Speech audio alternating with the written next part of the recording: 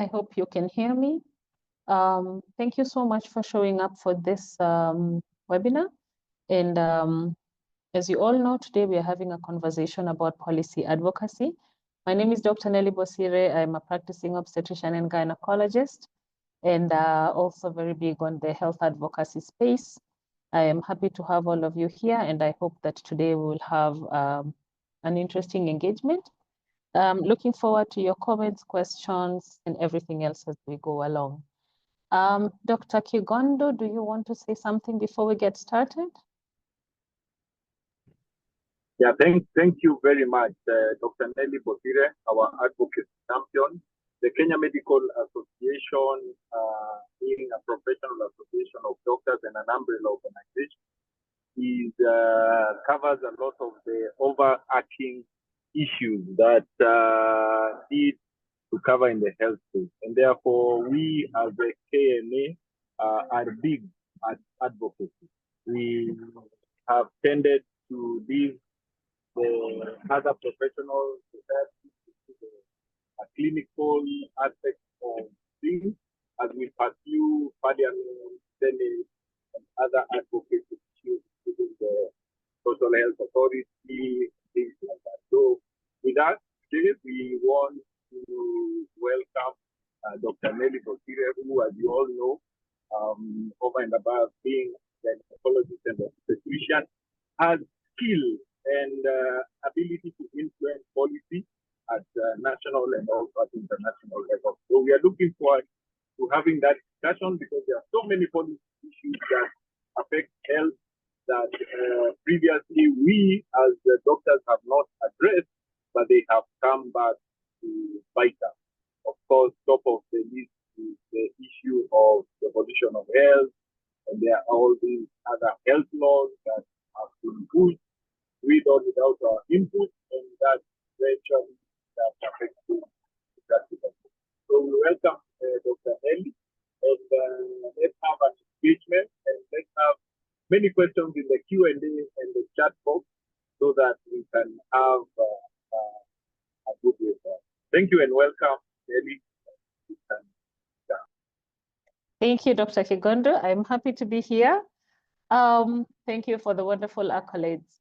So just as Dr. Kigondo said, and I hope you people realize how much advocacy work Dr. Kigondo has literally single-handedly done for this country. We all, it's almost synonymous, Dr. Kigondo Health Service Commission standard, like even before everything else. And that is really what we want to talk about now. How do we get there? How do we be those people? How do we maintain the consistency so that we ensure that advocacy is at the forefront of everything we do?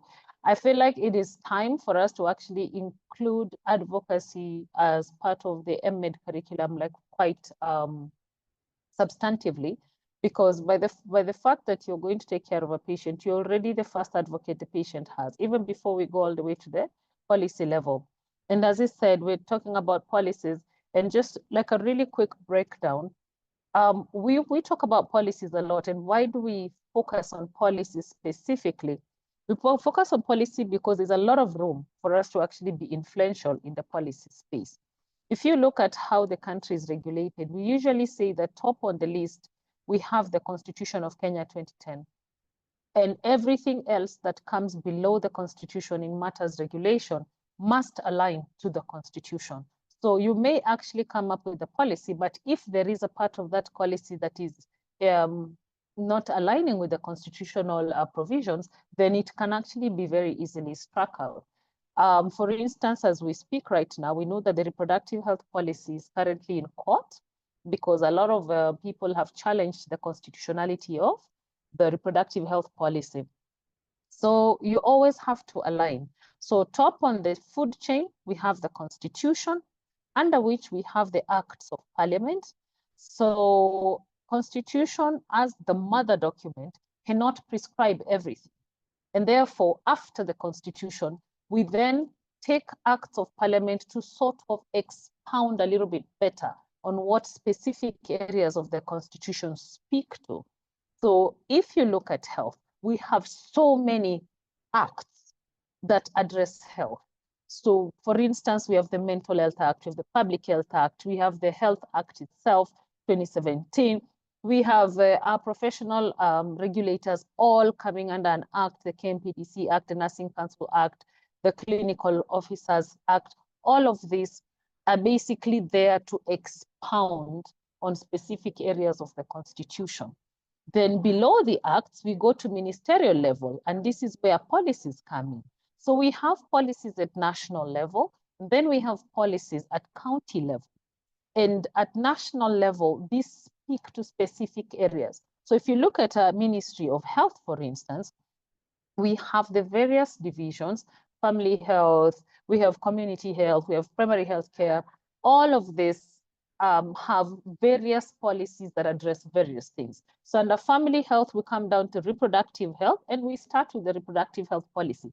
So at the ministerial level, we have the health policy. And the existing health policy gives guidance on what everyone in other departments is supposed to do. So the Reproductive Health Act must align to the health policy. The moment you have a policy in place, you have to think about how do we implement this policy? Because implementation of a policy means that you must put resources in place to ensure that this policy is working. And that's where we come up with strategic plans and strategies. So we're going to say, how much money do we need for us to actually implement this policy fully as it was conceived? Then beyond there, we'll come to the RH policy at our departmental level. And this is our mother policy under which now all the other policies will come. Family planning policy, the adolescent sexual and reproductive health policy, the maternal, the safe, okay, all the, so under policies, then the guidelines will come in place and all the other things. So at policy level, you can see why it is important to get it right from the beginning. And this is actually why then we have policy advocacy, the conversation for today. So what is advocacy? And this is where we start from, because we have said what our policies look like. We have to advocate for them to be, one, properly well-funded, and two, well implemented. So advocacy is public support for a recommendation or recommendation for a particular cause or policy. So you choose your policy and you advocate for it. The fact that you're speaking up for it, supporting it, and basically trying to get everybody on board is what we call advocacy. And therefore, there are many, many activities that then you perform to sort of that aim, to achieve that end goal that we're talking about. And so for you to be able to do this, then we will call you an advocate. And I always like to say this, a lot of us advocate for a lot of things, but then sometimes we then are not able to tell the difference between an activist and an advocate. And this is where we really are beginning. And I know a lot of us have done activism because many of us have been involved in the many doctor strikes we have had. We have had a lot of protests even at institutional level, all the way even just as medical students, even before we graduated and we came out here. But the difference is really wide. And I always say advocacy is like your fireball, you know, instant, draws attention, everybody is listening to you. That's what you see our union doing when we go on strike, for instance. And advocacy is the exact opposite. Advocacy is not instantaneous. You have to work with people. You must identify solutions, bring these solutions to them, and convince them that your solutions work so that they can adopt it. That's what advocacy is all about. And that's why we say activists will speak, advocates will listen. It doesn't mean that one is superior to the other, because sometimes you need some level of advocacy to draw attention to the issue. And then once people pay attention, oh my God, this matter exists. And this is what SRH has always done. We're talking about, oh, unsafe abortion, mothers are dying, maternal deaths, all of these things. Sometimes you have to do this big thing noise that makes everybody pay attention and say, oh, okay, I didn't know about maternal death. Now I know what is maternal mortality. Why is it a big deal? Then once you have their attention, and that's what activism does for you, then we come down to advocacy. Because a lot of the times, the decision makers who can influence the path, they don't know. They have no information. They don't know how to do anything. They don't know, they don't have the solutions. So as an advocate, you have to keep coming up with this might work, this will work, this should work. And how do you move them from a perspective, I don't know, to listening to the solution you're giving, to eventually wanting to implement it?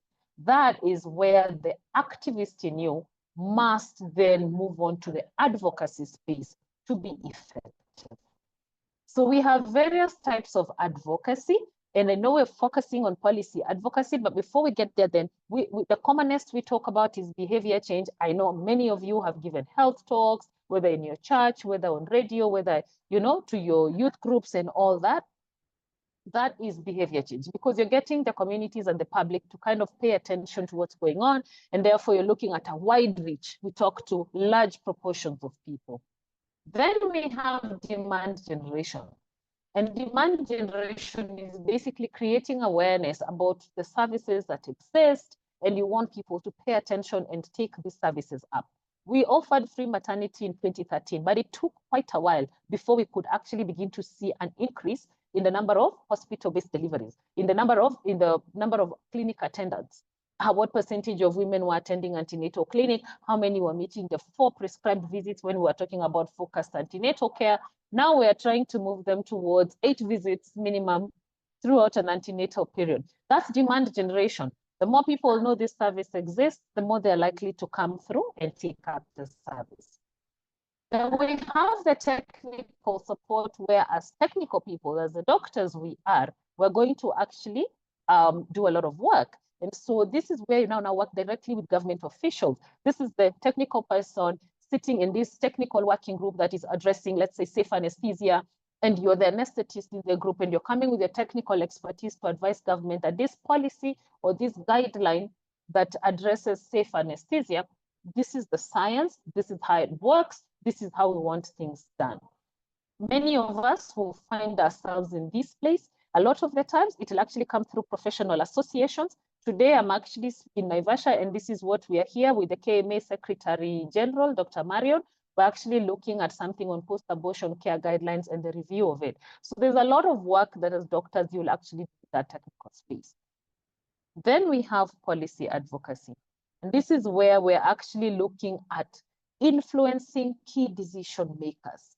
And we're talking about all the way from the president, the cabinet secretary, is our DG on board, at county level is our governor talking to us, is the CEC listening to us. And what we're saying is we already have established policies, and policies are created based on evidence. So you are not reinventing the wheel, but we're saying this policy is here. And this policy is how we decided we are going to move forward. How do we remove it from the shelf so that it stops gathering dust? And then we ensure that the person responsible is actually thinking through how to implement this and ensuring that adequate resources are actually put in to ensure that the policy is properly implemented. This is what policy advocacy is. So I always look at the keywords. It is deliberate. You have to deliberately work on the same thing. And the deliberate process is aimed at directly or indirectly influencing the key decision makers, the people who get to decide where's the money going. Am I hiring the correct staff to implement this policy? You want them to support implementation of that policy. So it's policy implementation, or if the policy is not working, we're talking about policy change. So policy change means that sometimes there's actually no policy and you have to come up with something. So it's a whole understanding, where's the gap, what needs to be done, and who's responsible, how do we get them on board so that we can get this done. And for us to do that, then we need to understand the policy decision-making process. Because like it or not, nationally, internationally, all of these processes go through a specific pathway. And you need to know how that pathway works so that then you know how to fit in. So we always say that policy advocacy is not limited to decisions that are made through open, organized, formal governance systems. We know the process of creating a policy. We know the process of implementing a policy. However, not the decision-making process isn't always going to follow that clear path. And now this is where advocacy comes in. Do you understand when to go to parliament and have a conversation with the members of the National Assembly who are going to vote on the bill? Do you understand what else is going on behind the scenes that influences what you finally see up front. And are you in the room? Are you actually part of that informal decision making? So we have the formal processes, but we also have the informal decision making processes, all the way down to the opaque. I think we saw that with the finance bill and the 2 million story. That is your opaque, very opaque decision making process, how it was influenced for this document to actually come before us, and thinking about how much influence it has on each and every one of our lives, then you understand why there's no way you can be out of the room. So the formal processes are what we understand. For instance, you want a health law passed. Right now, the Ministry of Health is working on the quality of care law. They've already told us we're drafting a document. We're looking at facilities. How do we enforce quality of care? It's going to come up as a bill. It's going to be put through Parliament. Once Parliament approves it, it actually means we're setting up a whole new institution called the Quality of Care board or agency or whatever they're going to call it. And these are the people who are going to be responsible for ensuring that at the hospital, the care given is actually up to scratch. So that is a very formal process. The document must be fronted by the Ministry of Health. And this is how bills come to Parliament. It can be through the mother ministry. It can be through an independent members bill. But a lot of the time, even the independent members bills are actually sponsored by people of interest who can identify a member of Parliament who looks like they're passionate about the same thing they are passionate about. They help them craft the bill and they have them put it through Parliament for the process of going through the approval process. So this is the formal process. This is how we know it. And once we understand how it goes, this is where you see KMA sending out a notice and say, good people, this matter is coming up for hearing. We have been asked to give our stakeholder input. KMA is preparing its input, kindly contribute to that. That's a very formal process. However, there are the informal processes. And these things are very different. And this is what we have seen. I'll give an example of how a president will say, I want this bill to pass. And I need it to pass. So I need all the members of my government, the people who got elected on my party ticket, to vote together. So he's going to hold a meeting with these people in State House. And he's going to tell them, by the way, whether you like it or not. It is still within the means because we require them to vote for it. You're not going to tell them that for him to advocate for it or lobby for it, that it is an illegal process. It's not. It's only illegal when you start bribing people. But ultimately, the party is here to support the president to implement government power. And for that to happen, they're actually going to expect that the people who, because a party is supposed to represent ideals. We may not see that so much in Kenya, but if you look away and look at the American system of the Democrats versus the Republicans, you go to the UK, the conservatives versus the liberals, it's always the same thing. People ascribe to certain ideals, and that's the reason why they choose the parties they choose to run on. And this is what it comes down to. When we're in power, how are we making sure that the proposals, the bills, the laws that we need to implement, what we need to implement are passing? And that's the informal process. Then we have the alternative processes where you can just decide, by the way, there are small adjustments that really do not require full approval of Parliament for me to implement them. I can do them. And some of these things are what we call the presidential executive orders. So we see them, for instance, free maternity. Free maternity was literally a roadside declaration, but then it was formalized as a presidential declaration. And we had free maternity. And that's why today, in the year of 2024, it is going to be scrapped and there's nothing we can do about it because it was never really anchored in law. So we expect that, yes, it will be absorbed into SHIF, but if we really wanted to retain it as it is, we do not have a legal standing for us to be able to do that. So these are some of the alternatives processes that exist that actually influence how policies work. And knowing that then becomes very important for you to know how to get involved in the policy decision-making process and how to influence that. So you need to understand the cycle of policy making. There's always the agenda setting. What is needed? We need more money for us to run this government, which means we have to figure out how to increase the taxation or revenue collection from whatever sources. That is agenda setting. We need the formal of introduction of the proposal into the decision-making process. That bill is going to come to Parliament. It has to go through the first reading. It has to go first to the parliamentary committee for the respective bill where it sits. Whether it is finance like this one, it will go to the parliamentary finance committee. If it's something to do with energy, it's going to go to the energy committee. If it is environment and we're talking about our carbon, whatever, we're going to go to the environment. So it always goes to that first committee. Then it will be presented before the full house. Go through the first reading, the second reading, the third reading, before it's finally assented to and goes to the president for signing into law. So that formal introduction into the decision-making process is going to take place. And then there's the deliberations before we actually decide, are we passing this bill or are we rejecting it? So that's at national level. But all the way down, if we come to our Ministry of Health and how some of our policies pass, there's always this space, agenda setting. What does the ministry need? We have a policy, it is expired, it needs to be renewed. It was 2015 to 2020. So now it's 2020, we need a new one to go to 2025. That already has set the agenda, it needs to be reviewed. But by that time, all the people of interest are saying, that policy served us, but it had these challenges. Or in view of the new things that have taken place, how do we make it relevant to the now? And this becomes our agenda setting.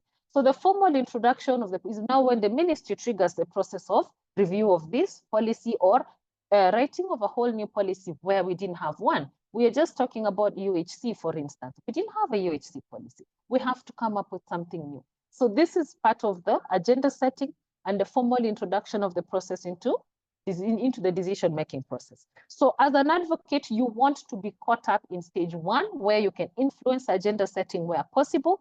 Where not possible, you must be part of the formal introduction. This is where we usually say, you bring your own chair to the table. I am here as KMA. You did not invite KMA, but I believe that we actually have a stake. I don't want to wait at stakeholder. I want to be involved in the actual process. All those technical working group meetings, all those many reviews of draft 0 to draft 1, I am in the room. That is the process of decision making. And all of the deliberations, because not everybody's going to see things your way. So you have to be sure what you want. You have to have all the like-minded people with you on the table as much as possible. You're going to understand that not everybody is going to see it your way. And you have to be able to be convincing. Why should we do it this way? Where is the bargaining? Give and take, because it's always a political process.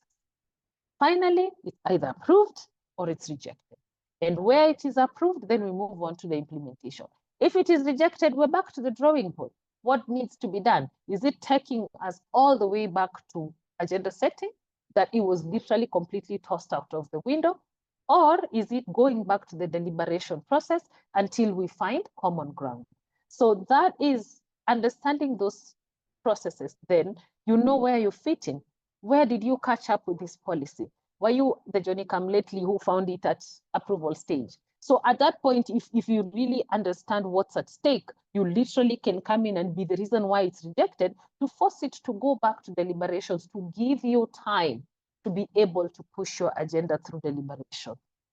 Then after that, you need to understand the process mapping. So how do you influence the policy decision making? First, you need to know who's responsible for the body that is responsible for coming up with that policy that you're trying to influence.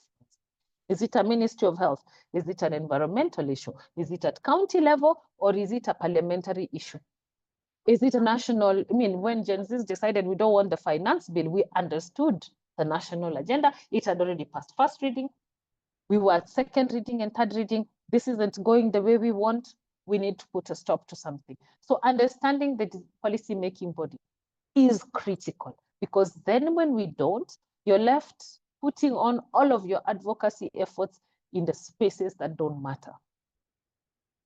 What is a formal decision-making process? How do you fit in? So you need to know, where are we? Parliament is very clear. The standing orders tell you, this is how a bill is introduced. This is what the steps it goes through. This is how you influence that. If you need to make an impact, you need to know that decision-making process and know how you fit in. You need to understand a lot of our policies are donor supported. So do we need to take a step all the way back to the donors and tell them, guys, you're supporting this, but maybe could we tweak it a little bit like this? And you work with them from the outset. If not, we're at ministerial level. How do we come in as the technical people? Yes, the donor has their interest, but we're the technical people, and what the donor is proposing is not working for us. So we must be here to ensure we're here, knowing the process, knowing where our opinion is most important, that if we inject it at this time, it makes sense. We will always tell you that doctors and health workers were left bickering about abortion or no abortion, legality or illegality of it. And the real bus, which was devolution, it passed out like the wind, phew, and the Health Service Commission went.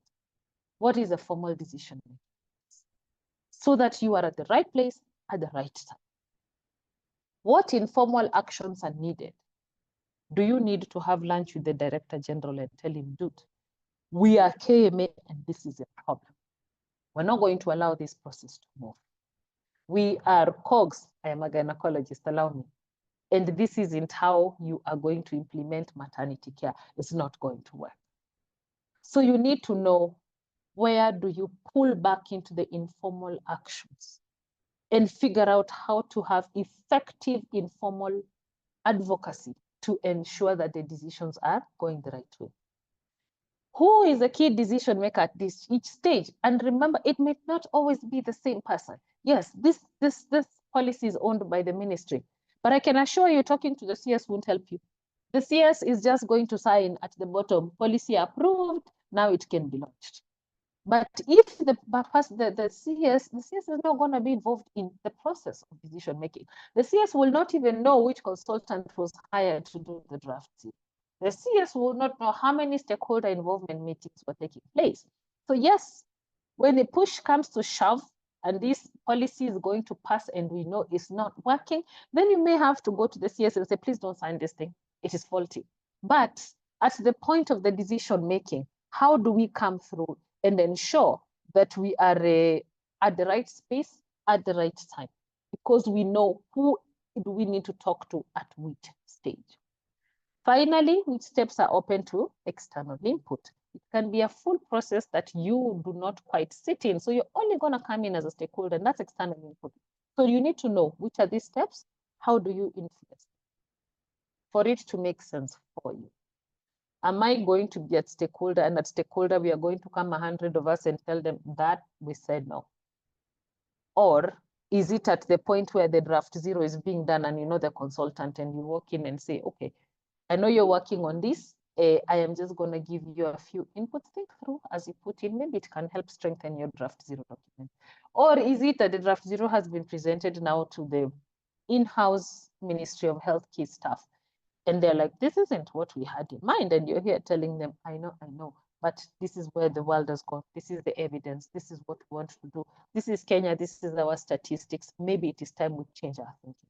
So you must know all of these steps for you to be effective. And once you have an idea about that, then we go to the quick, like what I call it, the quick fire advocacy 101. What are the important components in advocacy? What do you need to know? The number one, the what. Know what you want to influence. You cannot just want to be everywhere at the same time talking about everything. Chill out, focus. What? What is it? The now. Do we want additional taxes? No. Do we want additional fuel expenses? No. Do we? All those things we know we don't want. But what's the what? If we put a stop to the finance bill, it will solve 3/4 of this problem. That's our what. So you have to be very clear. What's the issue? What is the theme? What is it that you must change that will now be the first step to effective influencing? Because if you do not know, we will talk about this, about how you talk to stakeholders. Sometimes somebody's just going to give you 5 minutes. 5 minutes, they don't want to hear about 57 other things that are wrong with healthcare. You just have 5 minutes to say one thing. I do not think the policy on community health promoters is appropriate over here, and over here. If we did it this way, then this process will be more sustainable. The what? You have to come to the table knowing what is that one silver bullet. The what? The who. Or you can talk to a crowd, you can even talk to the president. And you will be told that's not the guy who makes decisions. We lived through Kibaki and we used to be told his kitchen cabinet is everything. If you want anything to pass, go and talk to these old Nyeri Wazes, and as long as they're on board with you, you are as good as you've made it. You have to know the who. What is that one person who is currently really, this decision hinges on them. There's a lot of involvement of many people, but this is the kusema na kutenda guy. You need to know the one person, the who has the power to change that policy process. And who do you need to influence? Because you may need to influence that person directly, but you may also need to influence other people around this person to drive this conversation the way it's supposed to go. So the who will always be critical. And we'll talk about that when we look at the advocacy stakeholder mapping process. The when. Timing is everything. Otherwise, if you do not get it right, you are really going to be a premature ejaculator. The when. Please do not be a Johnny come lately who comes when the document is at the desk of the CS for signing. Where were you? The timing, you have to reach your target audience on time. And when you're doing advocacy, you might need 7 different target audiences. So are you meeting the correct target audience at the correct time, disseminating the correct message? Remember the what and the who to make it right, so that the when then fits into this puzzle. You must work by building relationships. Nobody can do this single-handedly. It does not work. You must always say, who else is on board with me? Or who else can I get on board with me? So that we know, yes, as a society, we have this. Are we able to work with the young medical doctors who are coming out to influence this? Are we able to find 2 or 3 MPs who align with us? So that relationship building is everything. Find the people who they have the same agenda that you do. They are as passionate as you are. Their methods align with yours. Because sometimes you can all advocate for the same things, but the methods just don't work. So you'll find you're taking this approach, but the people you need to work with are, oh my God, on the other end of the spectrum. And you actually realize that we may be wanting the same thing, but their methods are causing us harm. How do we onboard them? How do we convince them that we are on the same page, but maybe we may want to change tactics, and we have to understand that. We must always aspire to build allies. Plan your engagement. Plan your engagement. You have a meeting with the president. He's going to give you a total of 7 minutes. I promise you it's not going to be more than 7 minutes. So if in those 7 minutes you haven't thought through what your key message needs to be, then all the 1 hour you sit there with all of these other people who are there because he cannot meet you alone, they're going to spend half the time that you think you have with him talking. Your 7 minutes will have to count. It has to be sharp, it has to be short, it has to be precise. You have to hit the nail on the head in your 7 minutes. So you must have really thought this through. Who's the best person to deliver the message?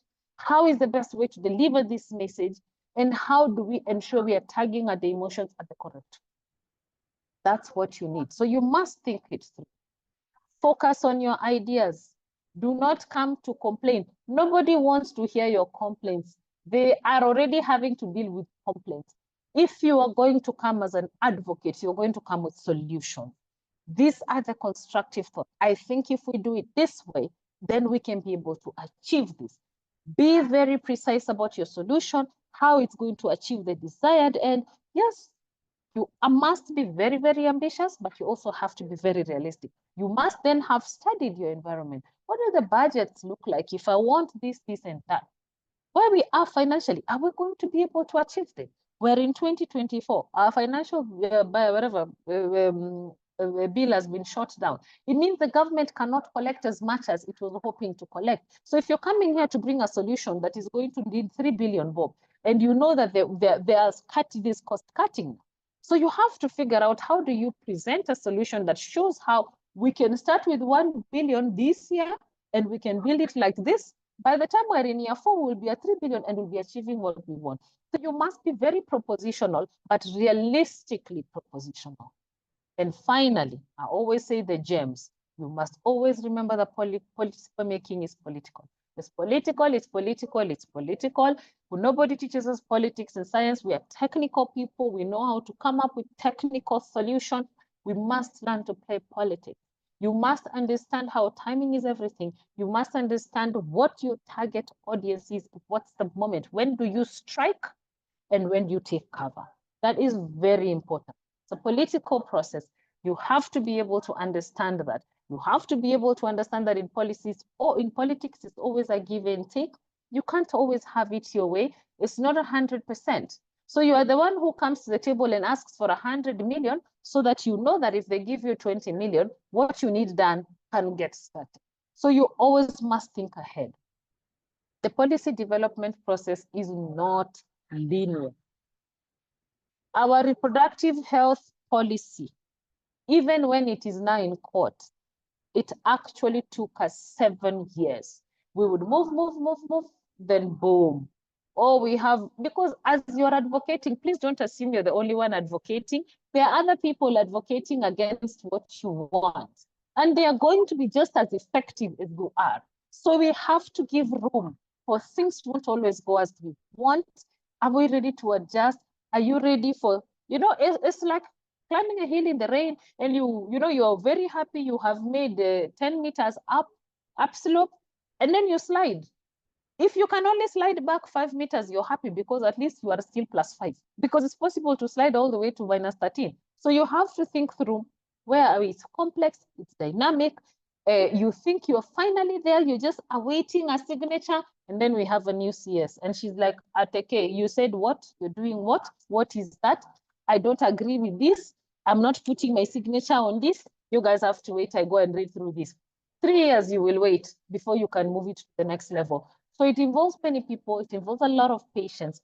And I always tell people, my mantra, policy advocacy haitaki uvivu. You cannot assume that I worked this hard. My results were just across the door. There's no way you're taking me back. Oh yes, you're going to accept it. You'll keep going back many times. It is the resilience of it that matters, not how hard-hitting you think you are when you come the first time round. But there are all these rhythms. You need to know what happens when. You need to take advantage. You may actually have to shelve one idea just so that you can push the second one right now, because right this moment in time, that door just opened. You take advantage, push that one, because once it's in the bag, it will facilitate you now to be able to get the other. One thing I learned from one Francis Atwoli, he said, when you negotiate with government and you ask for 30 million, if they give you 5 million, you don't say no. You take the 5 million, you put it in your pocket, you come back to the negotiating table and say, we still have 25 to go. So you never, ever say that your effort was in vain. Because if you look at it that way, you're really going to be discouraged and you're never really going to. And that way, then you will know where you are most effective. When do you put pressure? Where? When do we use force? When do we use honey? Because we must be able to draw. And we must always remember that you're coming from a part where you're giving solution. And ultimately, it takes time, it takes time, it takes time. You must stick to it. If you think you're gonna do a one-stop shop, get what you want and move it along, that doesn't work like that. You're going to be on those corridors over and over and over. You're going to meet the same people over and over and over. If you look at advocacy organizations that have worked on specific areas for a really long time, particularly in SRH, you will actually be told that for you to actually positively influence a country to change its policy with regard to reproductive health, it's giving an average of 15 to 20 years of consistent investment in advocacy for you to be able to get what you're looking for. So we must think through that, we must understand that, and we must be ready for the long haul. This is a marathon. We're Kenyans, we don't sprint, we do marathons. So we are here doing what we do best from a space of doing it with consistency, not about how hard. So every single milestone you make, you must celebrate it, because nobody is going to celebrate it for you. You're the only one who knows how far you've come to get where you are. So we keep saying, support yourself, cheer yourself on. You must have your cheering squad that's with you, that appreciates every small milestone you make, because advocacy, it's not for the very faint-hearted. Finally, monitor, learn, adapt. You have to be adaptable. You have to learn new things. It is okay if you're not tech savvy, but if AI is here, my friend, you have to make an effort, because if you don't learn, you cannot successfully negotiate for anything in the realm. So you have to remain flexible. You have to be ready to change your mindset when the pathway you're taking is not working. You must always hear from other people. Your allies will tell you, we tried this, it didn't work, now we're trying this. Think about it. Customize to yourself what is being shown to work. And you always have to support them to tell you what they need when and what format they prefer. You must be ready to adjust accordingly. You must be ready to be told, oh, sorry, we were supposed to meet with you and your team today at 3 p.m., but it's not working. But we have this meeting happening tomorrow. Do you think you could come as a side presentation? We will even give you 10 minutes to make your presentation to the larger crowd. Show up, like even if you didn't have a PowerPoint, make it that night, do not sleep, show up, because you have to always be ready. In advocacy, we say you sleep with your shoes on, and we don't wear laced shoes. They take too long to wear. So you have to learn to wear Velcro shoes. You hit the ground running. This is why you're told, get up. Before the other person laces their shoes, you have already sprinted the first 10 kilometers. So we will move on to a little bit on stakeholder mapping. I'm sure you people are not green to this. Just really, really quickly, we say that for you to really effectively be an advocate, you have to understand who you're targeting. Who is your policy audience? Who are you talking to? And are you even talking to the right people? Who needs to be convinced that the action that you want taken needs to be taken, and who can also help achieve that objective that you're looking for, which is now to influence the decision maker. So that way, then we classify our policy audiences into the primary audience and the secondary audience. The primary audience is the actual decision maker, okay?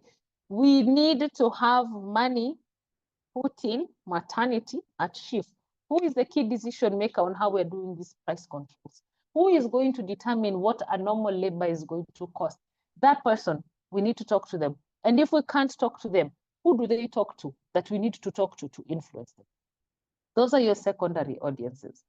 Secondary audiences are very critical because a lot of the time they're ignored, they're unrecognized, and sometimes we underestimate the potential that I am sure right now, if you're going to talk to the president and you can talk to Farouk Kibet, you know you're home and dry. You may not like him, but you know that the president has got this person's ear. So it all comes down to how do you effectively use what you have to be able to get the primary decision maker to understand what you need and to provide that. Those are your secondary decision. Those are your secondary policy audiences. And this can be anything, and we have all of these potential policy audiences because we work in this policy space. It's interesting how you can spend all of your life ignoring an agency until one day you wake up and realize that is the, we for instance, never did too much to do with environment. And right now, everything is talking about climate and health. So like it or not, you're going to have to start thinking, where are all those people I used to know who used to have conversations about climate? Because for us to get anywhere, everyone's telling you, you must align to climate and health. Me, I just want my mothers to deliver faithfully and have a carbetocin in their wards because we are preventing postpartum hemorrhage. But if you tell me I need to adjust to making that a climate problem, my job is to figure out how I make PPH a climate problem. And then I come back to these agencies and I say, okay, now you seem to be the decision makers. At this point, I have to talk with you. We may not like our religious leaders, but clearly in this government, we have seen how influential they are. Yeah, that's the day you find the door to the church, even if you haven't gone for 5 years. We really have to think about who our audiences are and what level of influence they have and why they are important. So when you're looking at your stakeholders, we say you must always remember that you have opponents and you have allies. And then there's the in-between that hasn't decided which way they're going. So your allies are with you. You do not waste your time going to your home village to campaign for the people in your home village to vote for you, because those are the only people who will vote for you. Well, I hope you get more than 3 votes if you have 3 wives, but you get my point. That ultimately, if Simon Kigondo knows that my interest in maternal health is the same as his, he's not going to waste his resources trying to convince me. I am already bought. He's also not going to waste his resources talking to the opponents who are 100%, we shall never vote for you, come rain, come shine, even if, I mean, we see what's going on in the US right now. And there are people who will tell you that it does not matter. Me, I will not support Trump. So whether Trump comes to campaign or not, they don't care who is running in the Democratic space. They may hate Kamala Harris, but she's what Democrats have, and they'll vote for her. So that person, it doesn't matter what Trump does. What he's going to do is stop wasting his resources trying to talk to somebody he'll never convince. And instead, when we're talking about advocacy, our focus is about the in-betweeners. And these in-betweeners do not have a position, either because they don't know, they do not understand the issue at hand, so they can't take a position. It doesn't concern them, or so they think. So your job is to educate and ensure that they're seeing things you can. Because those are the people you have the capacity to determine which way they will swing. Will they swing further south, or will they join you up north? So we also must understand, where do we spend our time and resources? I'm not going to start convincing somebody who does not believe that adolescents should not have comprehensive sexuality education. If this person has told you, in my house, we shall not talk sex, I will not waste time. I am actually going to go and talk to his wife, who's not sure why we are not even talking about sex.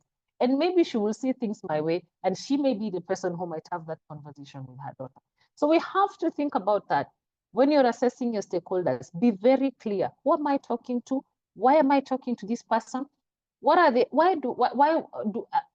Is this my best investment in the little resources I have for advocacy? And resources and money. Resource can be time. Resource can be your emotions. You're here talking to a person who just literally just drives you nuts. So you really have to think through. And so when you're looking at it, then you look at, what is their interest level with regard to this matter, vis-a-vis how much influence do they have over the matter? And I'm sure this is familiar to a lot of you, where we actually classify our stakeholder into these 4 quadrants. The high power, low interest people. These are the people who actually have the capacity to make all the decisions, but they aren't because they don't know. They don't understand, or they've never really cared. Your job is to meet their needs, to ensure that they begin to increase their interest. We have our high power, high interest people. These are our allies. They're on our corner. They've got our backs. So with them, we know these are our key players. Our job is to ensure that we give them enough attention to know, thank you, we appreciate your support, but that's not where we are wasting our time. We are wasting our time on the high power, low interest humans, because the interest can swing either way. We either get to them first and they move to a blue quadrant, or the other people get to them first and they move to the other side. Then we have the low power, high interest people. And a lot of the times, a lot of advocacy groups fall here. We have a lot of interest in this matter. We do not have sufficient power to change things. So what do? We generally tend to be the advocates. And this is where now you have to show consideration, because in this life we have talked about partnerships and relationship building, and we must recruit as many advocates to our side as possible. And finally, we have the low power, low interest. These ones, they just exist. So unless they move quadrants, you really do not even have energy to spend, because it's not going to add value to your life. So we talked about stakeholder engagement and planning ahead. What do we do? What needs to be put in place for this to be effective? Information. What are you doing where you're sitting? What are the updates that you have with regard to this journey that we are in together? Are we co-creating? Co-create, I know, is a big, powerful word right now in those spaces, but it's one of the most powerful words. Co-creating means we're bringing everybody to the table as we decide on the way forward. This is exactly what people are complaining about. Our Gen Zs were not involved. It's not my decision. You didn't ask me. What is this you're bringing? It doesn't serve me because I don't remember you and I having a conversation telling you this is what I need. Do not bring me beef to the house thinking you're feeding me. I'm a vegetarian. It's not helping my life. So we're co-creating. What do you think best serves your nutrition requirements? This is what we're talking about. So co-create with them. Come, let them know what your new research projects look like. Right now, even our donors are looking for support with organizations that are coming as consortia rather than individuals. The partnerships are everything. I'm good at this. You're good at that. Brenda is good at the other thing. Can we all say, we're in the same room, you bring your strength, I bring my strength, we come up with a project, and we are going to get better support because we are covering our bases. And that means that for you to achieve that, you must be embedded within the communities that are serving your interests.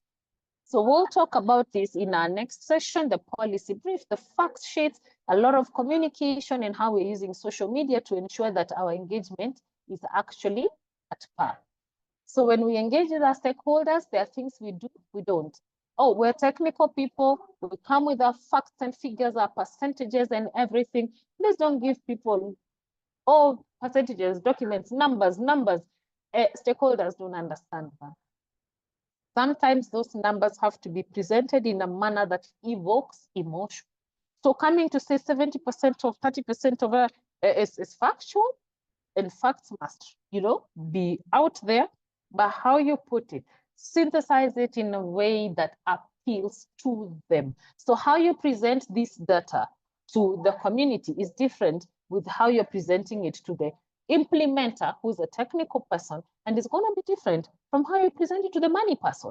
So speaking their language, that's what you need to find. Right timing. Remember we talked about how timing is everything? When is the right time to act?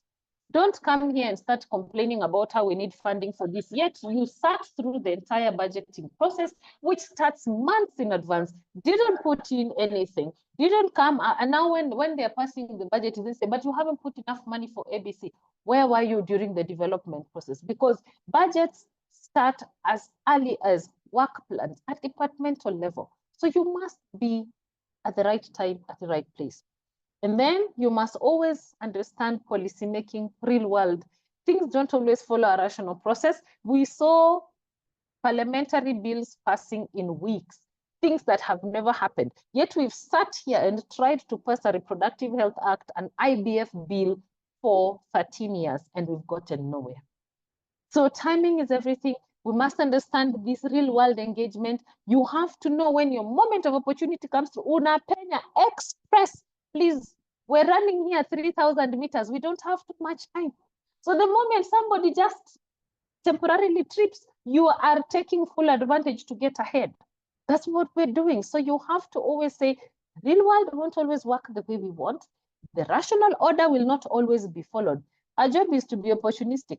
Sit there and say, when is my moment? When is my moment? And when that moment comes, please, everything comes to a stop because we must take advantage of the moment to implement what we want. Remember building relationships? I know all of us said we have a new CS, and quite frankly, even half her classmates didn't know her. So imagine them trying to reach out now. She'd be going to be looking at them like, who are you? But if there's the one or two people who maintained a relationship with her all those years, they have a through pass. So we must aspire to build relationships, but that's not good enough.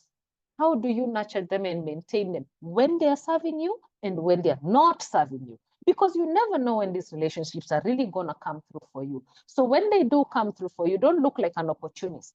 You were there, you were present, the relationship existed, and therefore it makes it a whole lot easier to actually come. I'm going to stop there and I'm going to take questions. I hope we're right on time. It's 8:06, 1 hour. Hope I kept time. So I'm happy to take questions and comments from the participants. Thank you.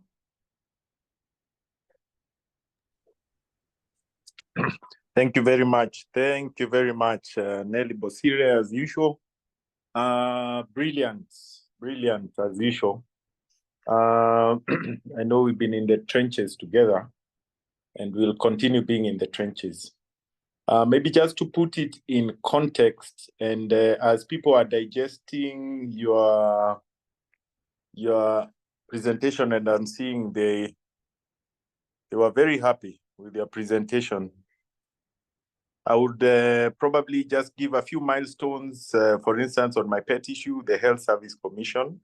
So, and some of the issues you touched were, if we applied them, then probably would have been gotten ahead. The Health Service Commission was actually entrenched in the Constitution. But because unlike the Teacher Service Commission, which was created in 1969, the Health Service Commission was not there. So when the team retreated to Naivasha, they said that this Health Service Commission is important, but because it is not there already, what we will do, we will put it where we'll give a 3-year period where someone can bring it up as an act of parliament, as opposed to a constitutional review. And therefore, between 2010 and 2013, we lost that window of opportunity of actually enacting it. So in terms of this policy thing, we should have looked at it as an opportunity to actually bring it up. Maybe the association should have actually brought it up. So when the 3 years expired, it became a problem.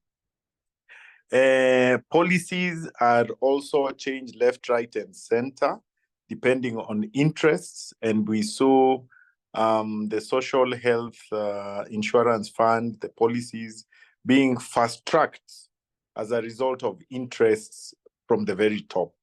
So as you put it, your reproductive health policies really, I don't know who has interest other than you.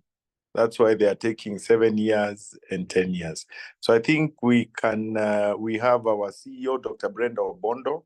If she wants to comment, she can comment, but we can have people taking up questions. Just to go ahead also, we as Kenya Medical Association also have a policy committee. Every 2 years, we rejuvenate the policy committee, which is the one that we throw some of the things that we need policy developed on or policy commented upon. So the association works on policies, on committees, which give input to policy. So anyone who is interested in joining the committee can actually reach out. Are we seeing any questions in the Q&A? I'm seeing one there. Stephen Gingo says, about this policy mapping process you have described, does it mean in many of it, not most of the policies in Kenya, we don't get involved, or we get involved and our decisions are just trashed? That's a very good question. Nelly, I think you can take that. Dr. you are right. A lot of the policies, the biggest challenge we've had for the very longest time was that as technical people, we were never aware or alive to the fact that policies are happening and we are not party to it. So I have to commend what has happened in the last decade, that really doctors have really woken up to, oh, wow, this is happening. And if you actually look at CSOs that get very heavily involved in policy processes, they even have a department that is called the Policy Monitoring Department. Their eyes are always peeled out to every area of policy making that is in line with where their interests are. So if you find organizations that have an interest in reproductive health, they always look out for what new bills are coming up, who's working on it, when are they meeting, I am present. When it comes to the ministry, they're always on board. They immediately even give officers change office at the MOH, who is the new head of the Division of Reproductive Health. They probably know before the doctors. We're overwhelmed with our clinical work, and therefore half the time we're not paying attention. Ideally, the professional associations should be part of the wider stakeholder where when the ministry is doing anything, it has informed them. Not that the professional association is going to look for information about what policies are you doing now, what are changed, because we are the technical people. It happens elsewhere in the world. In our space, we are bringing our own seat to the table. So we show up. A lot of the times we may be late, but in the times that we're even present, sometimes we are not having the best representative sitting at the table. You will have the professional association being invited. The invitation is 12 hours. So our CEO will rush over there to be present because she's the official person in the office. She will reach there, and the matter being discussed is neonatal care, and she's not a neonatologist. So she may not necessarily represent us in the best way, but she's going to do the best she can because she's in the room. So those are some of the challenges we've been having for a while. But where we're sitting, we are actually getting better. Our professional associations have become, we are here whether you like it or not. We have started engaging with our colleagues who sit at these decision-making processes. So they actually involve us, they give us a heads up in a timely manner, and we can see what has happened through a lot of, even when they ignore our opinions, the reason why we can take them to court and say stakeholder involvement was not appropriate is because we first of all showed up and gave our opinion, and it wasn't considered. And therefore, we can take them to court and say, you cannot have a stakeholder engagement when we come and we give our opinions and they're not considered. We've come a long, long way, and I really must applaud what the leadership in our professional associations led by KMA has done this far. So we are making progress. As I said, with advocacy, every small step you make, you give yourself a pat on the back. It may take 5 years for you to move that step, even when 20 of you are involved. So it's not always a no. We're also beginning to take over the policy decision-making spaces. I know we're not always appropriate, but you can see this is unprecedented that for the first time, we have a health service, the Parliamentary Health Committee, where we have more than one doctor sitting at a time. Dr. Nyekal is there, Professor Jaldesa is there, the chair of that committee, the surgeon, I forget his, Dr. Pukose is there. We haven't had this in a long time. So even when we come before them, we're having a technical conversation. We're not talking to people who are bankers and business people, and they do not have a clue what's going on in health. So we may not always get our way. Remember, we said policy making is a very slow process that requires a lot of patience. So it may look like our ideas are always being trashed, but the fact that we were present meant that we have made our voices known, and progressively we begin to keep moving from the door towards the center of the room. Secretary? Yeah. Thank you very much, Nelly, for that. And maybe just to give perspective to why sometimes the policymakers do not like the truth. And sometimes when we have professional associations like KMA, having representatives who, in quote, make a lot of noise, look like they are going against the grain, but saying the truth, we are sometimes excluded from some of these policy invitations on purpose. I mean, when people want to push agenda and they think that you will refuse to be on board for whatever reasons, then we are occasionally excluded. And that's why you may find that sometimes we are excluded as professionals. And then they go around and get people who may look friendly. Kenya Medical Association, by default, when we are not able to influence something, we ensure that we are in that board. And our default for any presentation will be that we are in the board. So you will find our presentation for Social Health Authority. When we went there, we didn't waste time checking whether 2.75% will be there. We just said first, as we want to be in the board.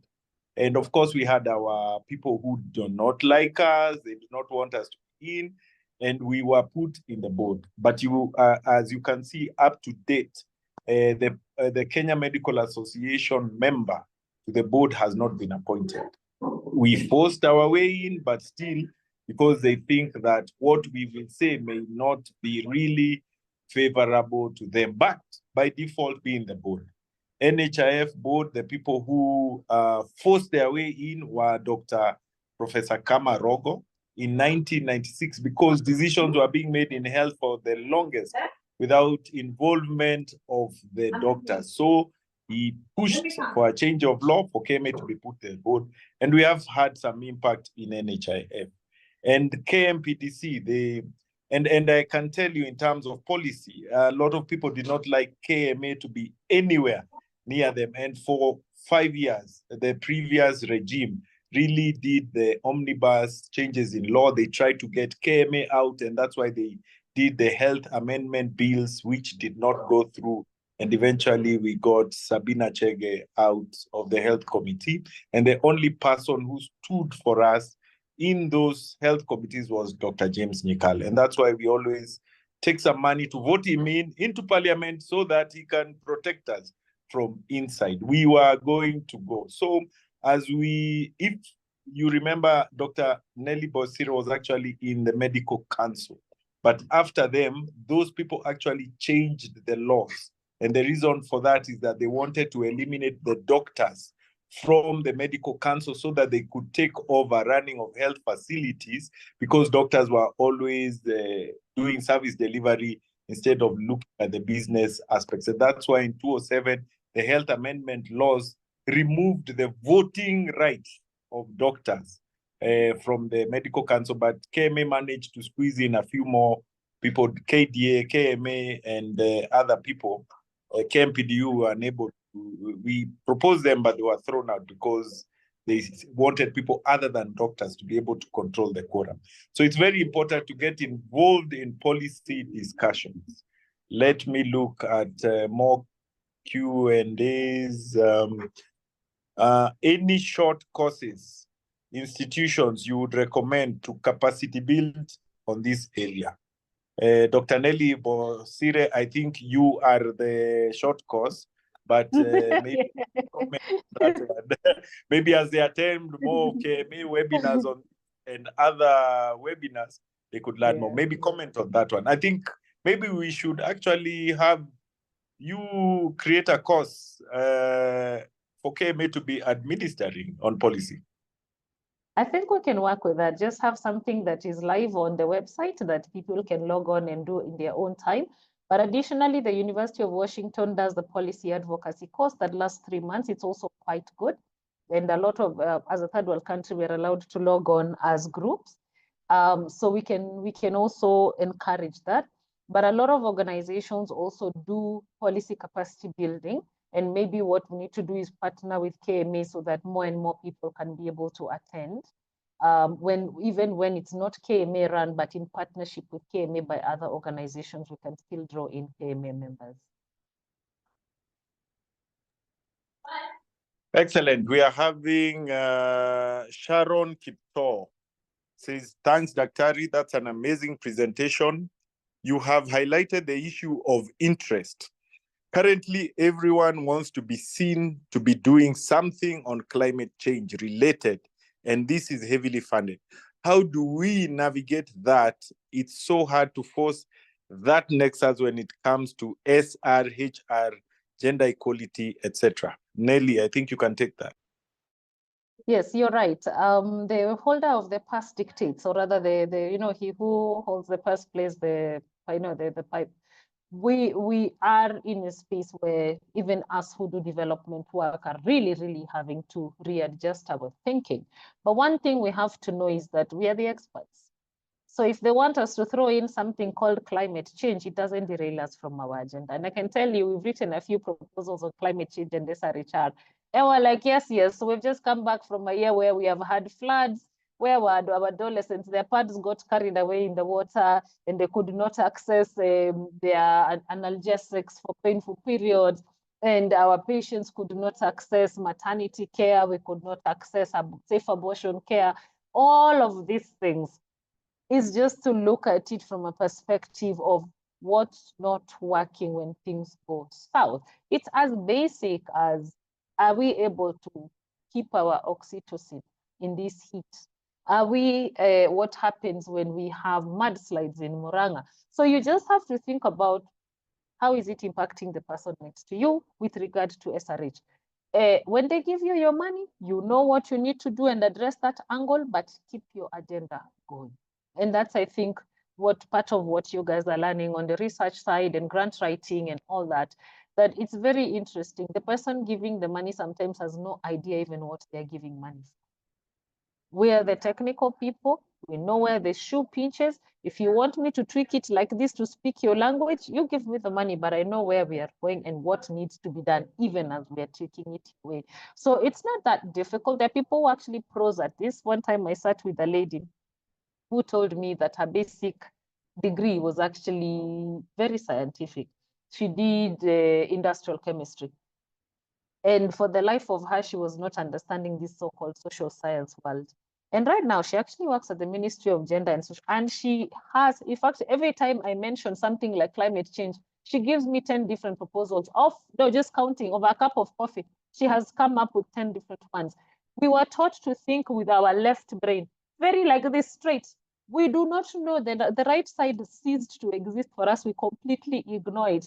So we have to intentionally activate our right brain to understand how the social scientists think, and then we are able to. So it helps to work with teams. Remember what we talked about, relationship building. Please bring in the social scientists on board when you're looking at writing grants, because a lot of us have no capacity to think socially. So we will always focus on, double-blinded clinical trials because that's what they taught us. Yet it's something so simple to figure out how do you integrate these things and achieve. So partnerships, I personally have learned their value. I totally respect what they do. I work with them and I love the ideas they give us. Then we figure out how do we tweak it to really, really meet the needs of the people we want to serve. I want to bring the session to a close, but it would not be complete, Nelly, before you make a comment on evidence-based advocacy, the project that we have actually been doing as a consortium. So, and I think we've done a lot, and maybe a short summary of that, and so that people can actually see the impact of this policy and advocacy issue, and then we will call it a day. Over to you, Seba. Thank you. So the SEBA project has actually been focusing on RAMCA. And RAMCA is a productive maternal and neonatal child adolescent health. We've actually been having the family division at the MOH, but it's actually being currently going to be changed to the RAMCA department. So RAMCA is the word out there. And what we have been doing is evidence-based advocacy, where we're saying, yes, the scientists usually say our left brain, we're bringing our left brain to the table to say, look, we are practicing evidence-based medicine. So we need to bring the same level of evidence to demonstrate why these policies work. And that's the reason why we really want policies that are heavily embedded on evidence. Let's not make policies that speak to Kigondu is pro-choice, and therefore the RH component must be heavily pro-choice. What's the evidence? We do not want our adolescents to have contraceptives because they shouldn't be having sex. True. But 1 in 5 is pregnant. So how do we use the evidence to ensure the policies that come out are guided by evidence? Because for as long as they are evidence-sound policies, then to advocate for them makes sense, because you're saying we must implement this policy in full because we got here by looking at existing evidence on what's wrong and what works and why our policy must look the way it looks. And that's why we call it evidence-based policy advocacy. It's not just advocacy for what feels good to us or right to us, but actually what is evidence-driven that needs to be done for us to improve outcomes. So the SEBA project targeted on advocacy, policy advocacy to help to get governments, both national and county, to invest in local funding for healthcare. We cannot have partners deciding what Kenya needs for health. We collect taxes. We first must put our taxes where our health is before we ask partners to support. Because we decided we are now a lower middle income country. That means that partners will only give us so much. By 2027, we are supposed to be paying for our own vaccines. We currently pay 15% of the cost of our vaccines. Now we're going to take up 100%. We need to start seeing government putting money where their mouth is. Otherwise, if we don't advocate for it in time, we are in 2024, 3 years down the line, we'll wake up one morning and there are no vaccines for our children. So we really have to use evidence to drive this agenda. And that's what policy advocacy is all about. We've done a lot of work with KMA through the SEBA project. The SEBA project is housed under the Kenya Pediatric Research Consortium. It is RAMCA. We sit in half of RAMCA, the reproductive, maternal, and the adolescent health. We are heavily invested. So it really is us and we are them. This is going to be a home department. We must insist that it's properly funded. Thank you. I think that is a good way to end this session. And on behalf of the Kenya Medical Association and all the partners here involved, we want to really thank you, Nelly, and urge you to continue doing the advocacy that you're doing. And we, as the Kenya Medical Association, and for those who are in this forum, CPD points will be sent to the email by our very able Peter Ogero, who is the IT expert, and the CPD points are sent to the registered email as you continue getting your 50 points for KMPDC. This session is also put up in our university, KMA YouTube University. I think everything that we have been teaching and all these things we have been doing and are available in our YouTube page. It's continuing to be more and more of a university, and you can repeat and rewind and listen to us again there as you continue trying to do what has been taught here. I think with that, we want to call it a day. Enjoy Party Island there, and ensure Diana wakes up tomorrow. Have a good day. Thank you very much. See you in a few days for the second part of the policy advocacy. Thank you very much for your time. Thank you, Nelly. Thank you, my boss. I see he's left. Thank you, guys. See you in the next webinar.